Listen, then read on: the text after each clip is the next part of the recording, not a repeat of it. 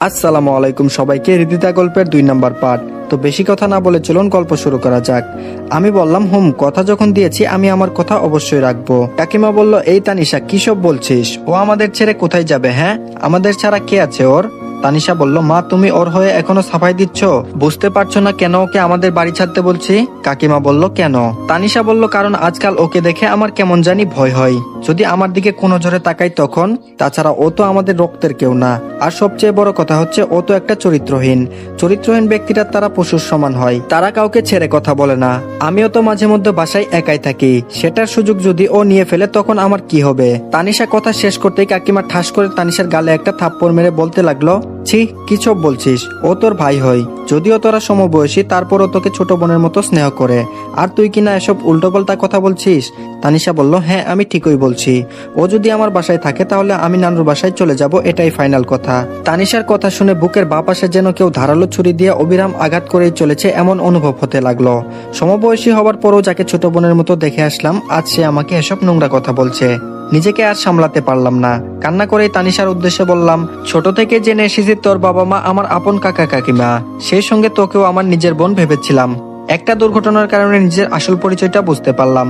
কিন্তু তুই যে আজ কথাগুলো বললি, এগুলো কথা বলার আগে যদি 1 গ্লাস পানির সঙ্গে বিষ মিশিয়ে এনে বলতি, তাহলে আমি নিঃসন্দেহে সেটা খেয়ে ফেলতাম। সেটাতে আমার বিন্দুমাত্র কষ্ট হতো না। কিন্তু আজ যেটা বললি সেটা আমি কোনোদিন ভুলবো না। আর হ্যাঁ, যদি কোনো কালে কোনো জায়গায় দেখা হয় তবে তুই আমার সঙ্গে কথা বলতে আসিস না।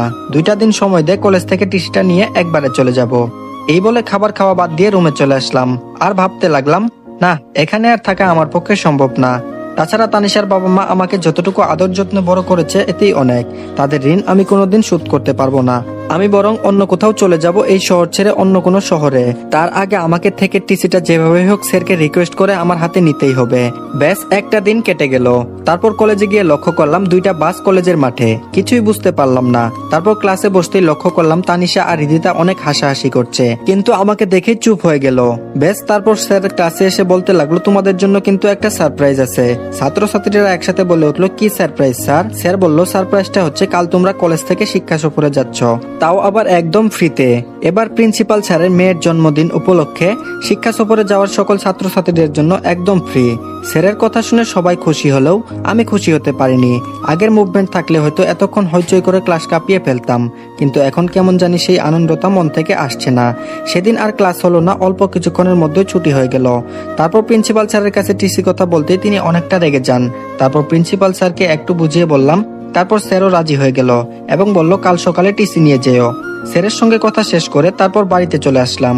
এখন তানিশার সঙ্গে কথা তো বলবো দূরের কথা, তার ছায়া পর্যন্তও দেখি না। রাতে ঘুমানোর আগে আমার ব্যবহৃত যা আছে সবগুলো আগুনে পুড়িয়ে ফেললাম। তারপর বাস স্টেশনে গিয়ে সকাল 11টার টিকিট কেটে আসলাম। গেটে আসতে কাকিমা আমাকে দেখে বলে উঠলো, কিরে বাপ, এত রাতে কই গেছিলি? আমি বললাম, লিজানের সঙ্গে বিয়ের দাওয়াত খেতে গেছিলাম, এর জন্য একটু লেট হয়ে গেল। কাকিমাকে মিথ্যা বলে বিষয়টা এড়িয়ে গেলাম। কাকিমা আমার পকেটে টাকা গুঁজে দিয়ে বলল, এই 2000 টাকা রাখ, কাল আবার তোদের কলেজ থেকে নাকি শিক্ষা সফরে যেতে হবে। তানিশাও টাকা নিয়েছে, এখন তোরটা নে। কাকিমার কাণ্ড দেখে চোখের কোণে পানি জমে গেল। আমার বিশ্বাস করতেই কষ্ট হচ্ছে যে এরা কেউ আমার রক্তের না। ব্যাস, নিজেকে আর সামলাতে না পেরে বলেই ফেললাম, তোমরা আমার সত্যিকারের বাবা মা কেন হলে না বলো তো? কাকিমা বলল, পাগল ছেলে, তুই আমার পেটের সন্তান না হলে কি হবে? তানিশাকে যেভাবে আদর যত্নে মানুষ করেছি তোকেও সেভাবে মানুষ করেছি। শুধু কি সন্তান জন্ম দিলেই মা হওয়া যায়? এমনি হওয়া যায় না? আমি বললাম, হ্যাঁ, তাই তো তুমি আমার কাকিমা না শুধু মা। কাকিমা বলল, হ্যাঁ এবার ঠিক আছে, যা ফ্রেশ হয়ে খাবার খেয়ে ঘুমিয়ে পড়। এই বলে কাকিমা চলে গেল। কাল সকালে স্যারের কাছ থেকে টিসি নিয়ে এসব মায়া ত্যাগ করে আমাকে এই শহর ছেড়ে চলে যেতে হবে। ভাবতেই কেমন জানি বুকের বাপাশে দুমড়ে মুচড়ে উঠছে। রাতে ঘুমানোর আগে দেয়ালে লক্ষ্য করলাম আমার কয়েকটা ছবি দেয়ালে লাগানো আছে। যখন আমি এখানে থাকবো না তখন আমার ছবি কেন এই দেয়ালে আটকে থাকবে? ব্যাস, ছবিগুলো দেয়াল থেকে সরিয়ে আগুন দিয়ে সেটাও পুড়িয়ে ফেললাম। এভাবে সব মেমোরিজ গুলোকে শেষ করে ফেললাম। এখন কেউ রুমে আসলে বুঝতেই পারবে না যে এখানে কেউ ছিল কিনা, আর সেটা ধরতেই পারবে না। রাতটা নির্ঘুমে কেটে গেল। সকালে উঠে ছাদে গিয়ে কিছুক্ষণ ভাবলাম, কোথায় যাব, কার কাছে যাব? তেমন তো যাওয়ার কোনো মাধ্যমই পাচ্ছি না। আত্মীয় স্বজন বলতেও তো কেউ নেই, তাহলে যাবোটা কোথায়? ভাবতেই রাকিবের কথা মনে পড়ে গেল। সে হয়তো আমাকে কোনো একটা উপায় বের করে দিতে পারবে। এসব ভাবতেই দেখলাম তানিশার হাতে ব্রাশ নিয়ে আমার সামনে মাথা নিচু করে দাঁড়িয়ে আছে। হয়তো ও কিছু বলতে চাচ্ছে, কিন্তু কোনো সংকোচ বোধের জন্য কিছু বলতে পারছে না। এখন তানিশার সামনে দাঁড়িয়ে থাকতেও লজ্জা করছে। যাকে আপন বোন ভাবতাম, সে আমাকে চরিত্রহীন বলে অপবাদ দিল। তার সামনে কিভাবে থাকা যায়? বেঁচে থাকলে তো ওর সঙ্গে কথাই বলবো না। ওর বলা কথাটা আমার মরণের আগ পর্যন্ত মনে রাখবো। এসব ভেবে কোনো কথা না বলে তানিশাকে ছাদে একা থাকতে দিয়ে চলে আসলাম। ফ্রেশ হয়ে খাবার খেয়ে স্কুল কলেজ লাইভের কাগজপত্র সব ফাইলে ভরে নিলাম। তারপর আগে ব্যাগের 2টা শার্ট গেঞ্জি ভরে নিলাম। এখন কলেজে গিয়ে প্রিন্সিপাল স্যারের কাছ থেকে টিসিটা নিয়ে এই শহরের মায়া ছেড়ে চলে যাব। তারপর রুম থেকে বের হতেই কাকিমা আমাকে দেখেই বলে উঠলো, কিরে বাপ, কলেজে এখনো যাসনি?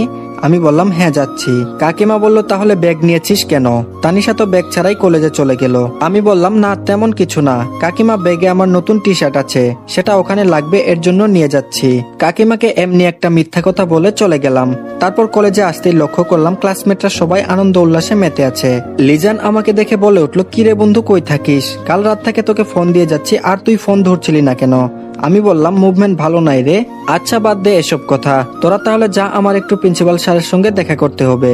লিজান বলল, কি বলছিস এসব? আমরা যাব মানে? তুই যাবি না আমাদের সঙ্গে? আমি বললাম, না রে, মন ভালো নেই, তোরাই যা। বেশ, তারপর প্রিন্সিপাল স্যারের কাছ থেকে টিসিটা নিয়ে বাইরে বের হতে রিদিতার সঙ্গে দেখা হয়ে গেল। রিদিতা আমার দিকে আর চোখে কিছুক্ষণ দেখলো, ভাবছে আমিও তাদের সঙ্গে যাব। ব্যাস, তার দিকে লক্ষ্য না করে কলেজের গেটে পা রাখতেই তানিশা পিছন দিক থেকে আমাকে উদ্দেশ্য করে বলে উঠলো, এই দাঁড়া তো। আমি বললাম, হুম বল। তানিশা বলল, তুই কি আমাদের সঙ্গে যাচ্ছিস? আমি বললাম, আমি গেলে কি সমস্যা? তানিশা বলল, না মানে লিজান যে বলল তুই নাকি শিক্ষা সফরে আমাদের সঙ্গে যাচ্ছিস না। আমি বললাম, হুম সেটাই, আমি যাচ্ছি না, তোরা ভালোভাবে যাস, আল্লাহ হাফেজ। এ বলে চলে আসতে যাব, এর মধ্যে তানিশা বলে উঠলো, তাহলে তোর কাছে ব্যাগ কেন? আমি বললাম, না এমনি। ভালো থাকিস আর কাকিমার দিকে খেয়াল রাখিস। এই বলে সেদিনই চলে আসলাম ঢাকা। অপরদিকে কলেজ থেকে তানিশা, রিদিতা তারা শিক্ষা সফরে সবাই আনন্দ উল্লাসে মেতে আছে। এর মধ্যে রিদিতা কেন জানি একজনকে মনে মনে খুঁজতে লাগলো। যদিও তাকে ঘৃণা করে, তারপরও একজনের শূন্যতায় তার খারাপ লাগছে। বেশ, রিদিতা নিজেকে সামলাতে না পেরে তানিশাকে বলে উঠলো, তানিশা তোর ভাই আসেনি? রিদিতার কথা শুনে তানিশা অনেকটাই অবাক হয়ে বলল, এত কিছুর পরও ওর নাম নিচ্ছিস? যে তোকে এত বাজে প্রস্তাব দিল, তার কথা কেমনে বলতে পারিস? হ্যাঁ। রিদিতা বলল, দেখ, ও যা করেছে তার শাস্তি তো সে পেয়েছেই, কিন্তু তারপর কেন জানি সে বিষয়টা নিয়ে আমার কাছে একটু খারাপ লাগা কাজ করতো। তাছাড়া তুই তো জানিসই আমি ওকে ভালোবাসতাম, কিন্তু প্রকাশ করতে পারিনি। কিন্তু যখন প্রকাশ করতে যাব, এর মধ্যে তোর ভাই তো একটা বাজে প্রস্তাবে আমার মনটা নিমিষেই ভেঙে দিল। তানিশা বলল, ও আমার ভাই হলে কি হবে? আমিও ওকে অনেক কথা শুনিয়েছি। এই বলে তানিশা বাড়িতে যা ঘটনা ঘটেছে সেটা রিদিতার সঙ্গে নিমিষেই শেয়ার করে ফেললো। রিদিতা ঘটনা শোনার পর বলে উঠলো, এই তুই কি করেছিস? মানুষ মানেই তো ভুল, আর ও যা করেছে তার প্রাপ্য শাস্তিও দিয়েছি। যাই হোক, বোন হিসেবে তোর ওসব কথা বলা একদমই ঠিক হয়নি, সরি বলে নিস। রিদিতার কথা শুনে তানিশাও বুঝতে পারলো সেদিন তার এসব বলা ঠিক হয়নি। হাজার হোক ভাই তো, যদিও রক্তের সম্পর্ক নেই, তারপরও রক্তের সম্পর্কের চেয়েও কম না। তানিশাও মনে মনে ঠিক করলো বাড়িতে গিয়ে সরি বলে সব সমাধান করে নিবে। গজনী অবকাশে গিয়ে বাস থামলো। বাস থেকে সবাই নামলো। রিদিতা কেন জানি মন থেকে আনন্দের অনুভূতিটা আসছে না। যতই হোক, একটা মেয়ের পিছনে যদি কোনো ছেলে 2 বছর শুধু প্রেম নিবেদন করেই যায়, সে মেয়ে যতই পাথর হোক না কেন, সেই ছেলেটার প্রতি কিছুটা হলেও আবেগ কাজ করবে। সেদিক থেকে রিদিতাও ব্যতিক্রম নয়। তানিশা বলল, এই রিদিতা কি ভাবছিস? রিদিতা অন্যমনস্ক হয়ে বলে উঠলো, না কিছু না। তানিশা বলল, তাহলে বাসে একা একা বসে আছিস কেন? বাস থেকে নামতেই সামনে দুর্জয় লাল গোলাপ ফুল নিয়ে দাঁড়িয়ে আছে। রিদিতা সেদিকে না তাকিয়ে দুর্জয়কে পাশ কাটিয়ে চলে আসতে যাবে, এমন সময় দুর্জয় বলে উঠলো, রিদিতা দাঁড়াও। রিদিতা বলল, কেন? দুর্জয় বলল, না মানে এই ফুলগুলো তোমার জন্য নিয়ে আসছিলাম, তাই ফুলগুলো এখন তোমাকে দিতে আসছি। রিদিতা বলল, সরি, আমি কারো ফুল নিতে পারবো না। তানিশা বলল, এই রিদিতা চল তো, এসব ফালতু কথা না শোনাই ভালো। দুর্জয় বলল, নিজের ভাইয়ের বেলা তো খুব সুপারিশ করতে পারো, এখন আমার হয়ে একটু রিদিতাকে বুঝাও না প্লিজ। তানিশা বলল, এসব ফালতু কথা না শোনাই ভালো। এই বলে যে রিদিতা তানিশাকে নিয়ে চলে আসতে যাবে, এর মধ্যে দুর্জয় রিদিতার হাত চেপে ধরে বলে উঠলো, আজ রিদিতাকে এই ফুলগুলো নিয়েই যেতে হবে, নয়তো তার ফল ভালো হবে না। রিদিতা বলল, দুর্জয় কি করছো? আমার হাত ছেড়ে দাও, নয়তো লোকজন ডাকতে বাধ্য হব। তানিশা বলল, দুর্জয় প্লিজ, রিদিতার হাত ছেড়ে দাও। দুর্জয় ডেভিল মার্কা হাসি দিয়ে বলল, অনেক অবহেলা সহ্য করেছি আর না, আজ রিদিতাকে বলতেই হবে আমাকে ভালোবাসে কিনা, যে কারণে রনিকে তোমার জীবন থেকে দূর করেছি। এখন তো তোমার মনে রনির জন্য কোনো অনুভূতির শিহরণ জেগে নেই, তাই না? হুট করে দুর্জয় এসব কথা বলবে সেটা রিদিতা কল্পনাও করতে পারেনি। রিদিতার সঙ্গে তানিশাও অবাক হয়ে বলল, তার মানে এসব তোমার সাজানো নাটক ছিল? দুর্জয় ডেভিল মার্কা হাসি দিয়ে আবারও বলে উঠলো, হ্যাঁ নাটক ছিল। তোমার ভাই একটু বেশি বাড়ছিল, বারণ করছিলাম কিন্তু সে আমার কথা শুনেনি। ব্যাস এর জন্য মিথ্যা একটা চিঠি লিখতে হলো। তারপর সেটা রনির নামে রিদিতার কাছে পৌঁছে দেই। রিদিতা ও রনিকে ভুল বুঝে, ব্যাস আমার লাইন পরিষ্কার হয়ে গেল। কিন্তু আজ তো দেখছি রনিকে সরিয়ে দিয়ে কোনো লাভই হলো না। মাঝখান থেকে বেচারা রনি শুধু একটা মিথ্যা অপবাদ মাথা পেতে নিল। ব্যাস কথাটা শোনা মাত্রই রিদিতা দুর্জয়ের গালে ঠাস করে থাপ্পড় মেরে বলতে লাগলো, ছি, তোর জন্য একটা নির্দোষ মানুষকে শুধু শুধু শাস্তি পেতে হলো। আমি তোকে কোনোদিনও ভালোবাসবো না, ঘৃণা করি তোকে আমি। দুর্জয় বলল, আমাকে যখন ভালোবাসবেই নাই তাহলে তোকে সেই ব্যবস্থাই করছি দাঁড়া। দুর্জয় এই বলে যখন রিদিতার দিকে কুমন্ত্রণা নিয়ে এগিয়ে যেতে লাগলো, ঠিক তখনই তানিশা যা করলো।